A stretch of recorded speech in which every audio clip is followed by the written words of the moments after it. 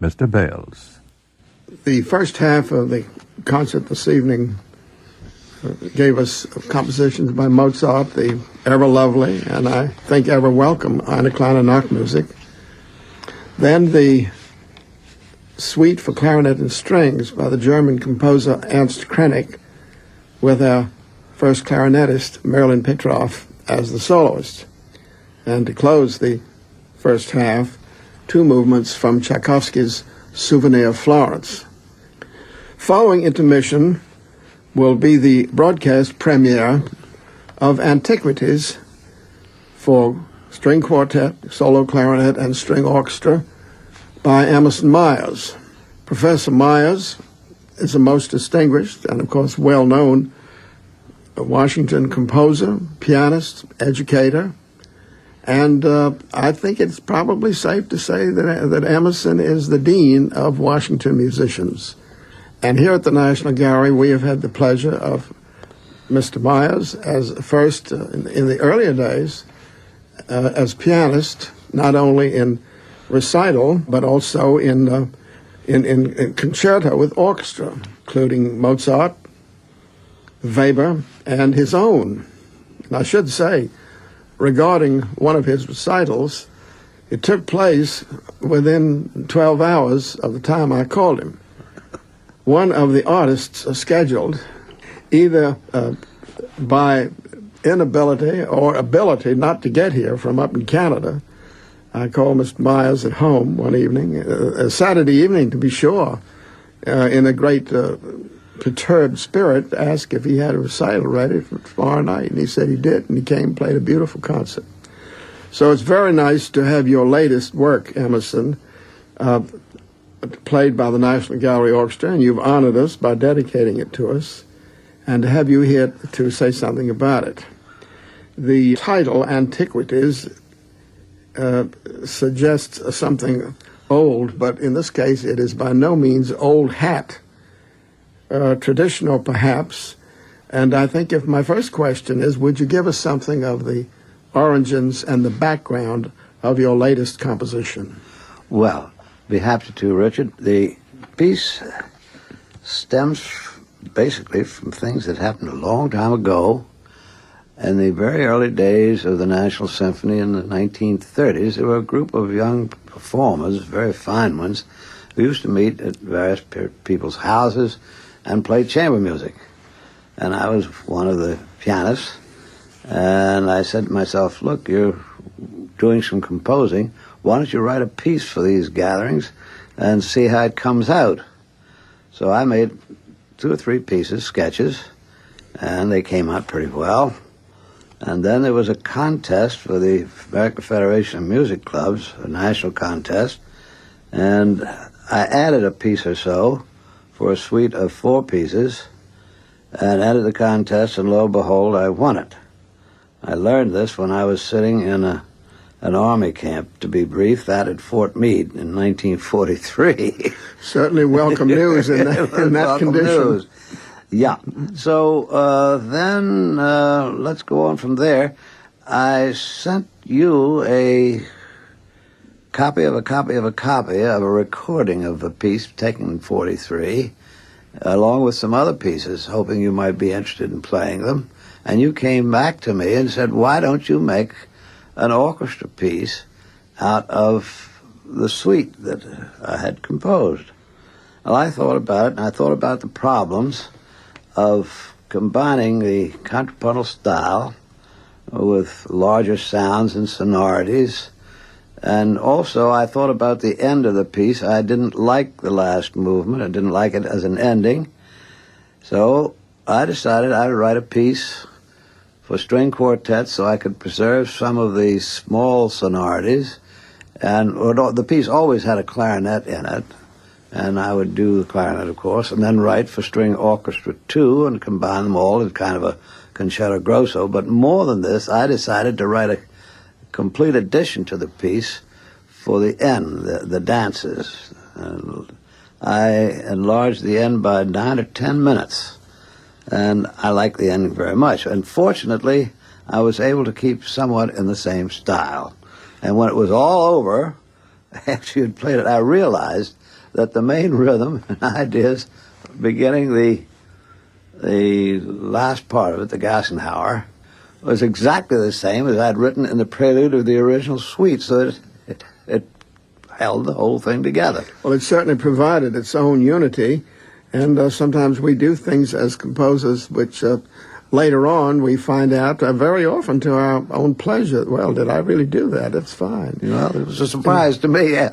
Well, now in this final movement, I suppose it's starting the last movement a bit, but it might be a good idea to refresh our listeners' memories as just what a Gassenhauer is in music. Well, literally, a Gasse is an alley or small street in German, and a Hauer is a chase, and you can translate it as an alley chase.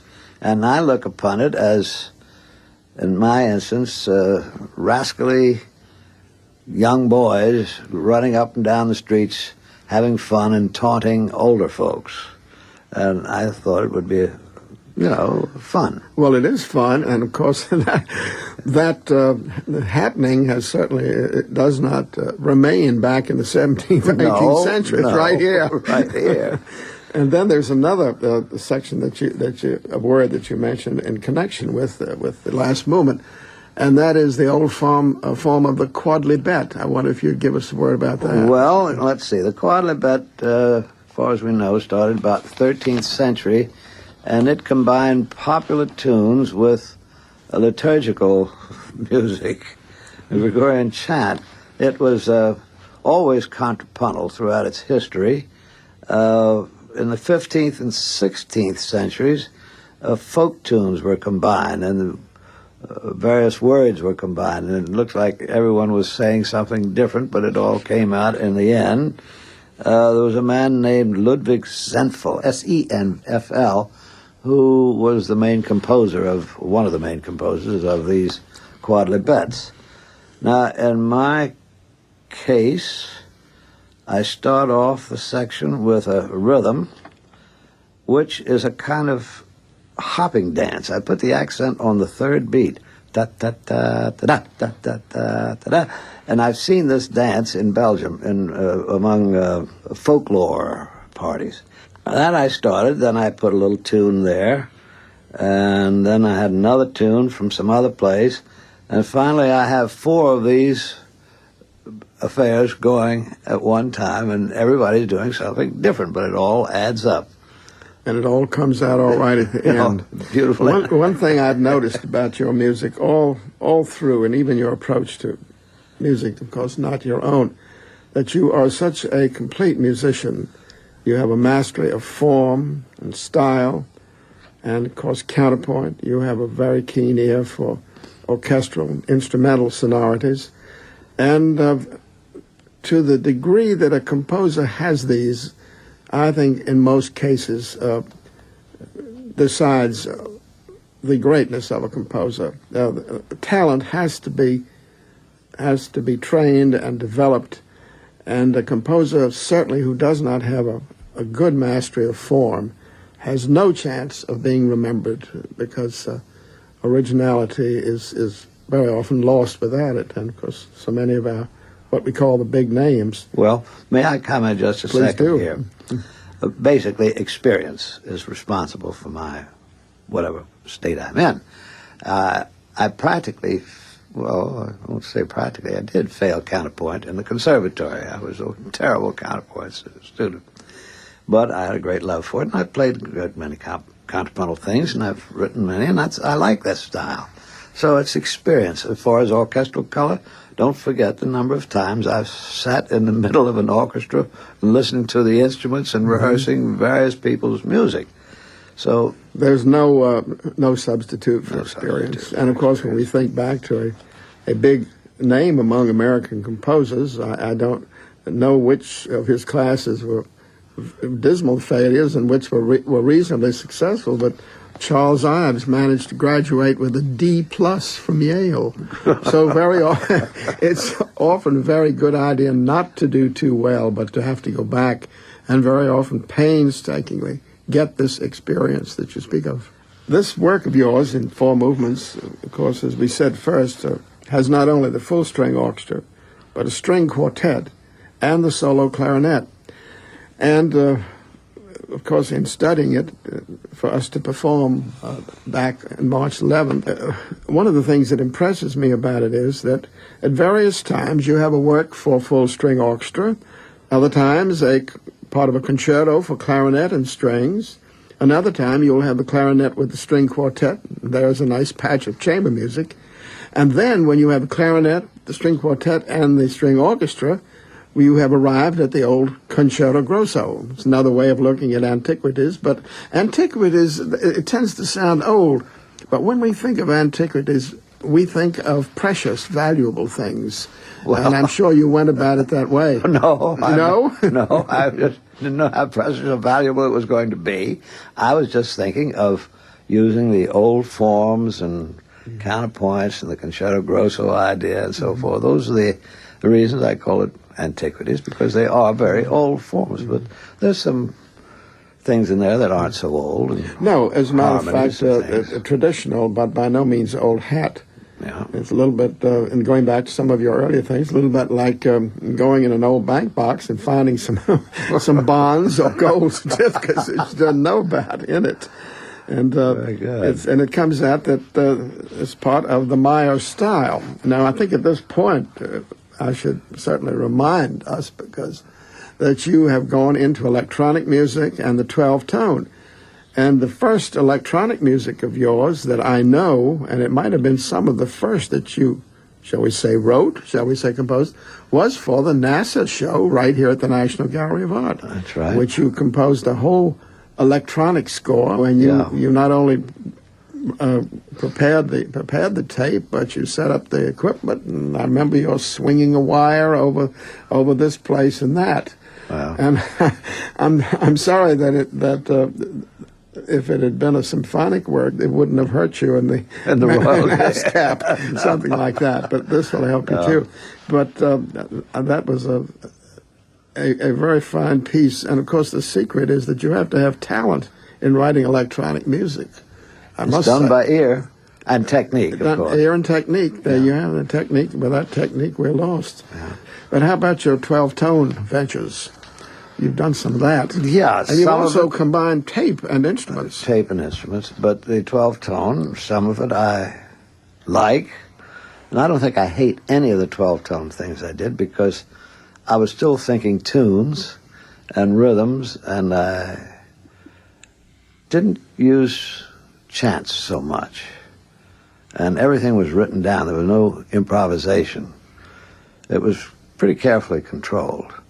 I like my violin and piano sonata. It's very difficult work to play, not because of the notes, but because of some canons that I had written. And rhythmically, I have never been able to play the piece with a violinist and come out correctly in the canon.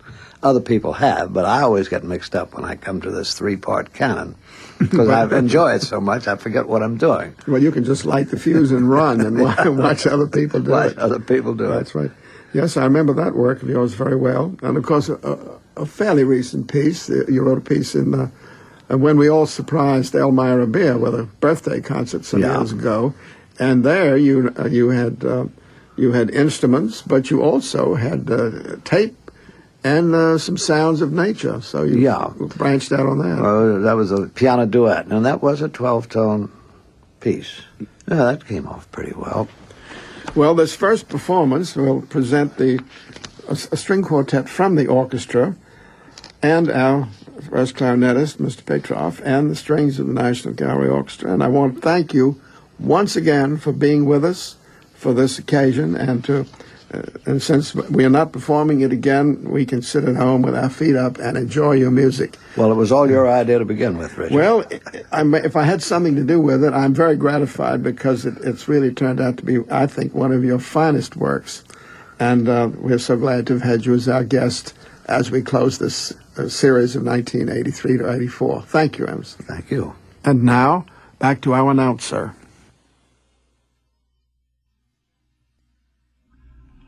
Thank you, Mr. Bales, and thank you, Mr. Meyers. We'd like to remind you now, if we may, that you're tuned to your good music stations, WGMS, AM Bethesda, and WGMS, FM in Washington. On the second half of this evening's program, we are going to bring you the first performance of Antiquities by Emerson Meyers. This is a work scored for string quartet, clarinet, and string orchestra. It was composed this year and is dedicated to Richard Bales and the National Gallery Orchestra. Featured on this performance will be Lily Kramer and Eugene Dreyer violins, Leon Feldman viola, Timothy Butler cello, and again the distinguished clarinetist of the National Gallery Orchestra, Mr. Merlin Petroff.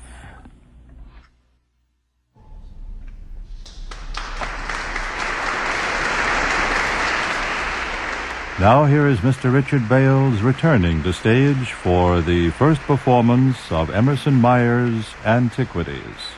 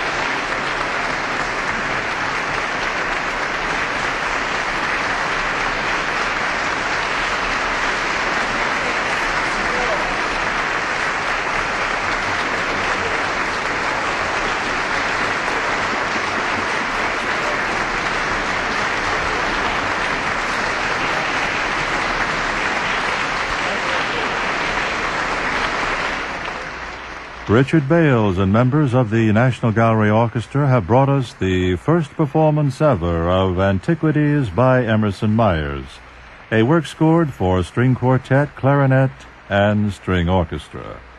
Our soloists this evening included clarinetist Merlin Petroff, violinist Lily Kramer and Eugene Dreyer, violist Leon Feldman, and cellist Timothy Butler.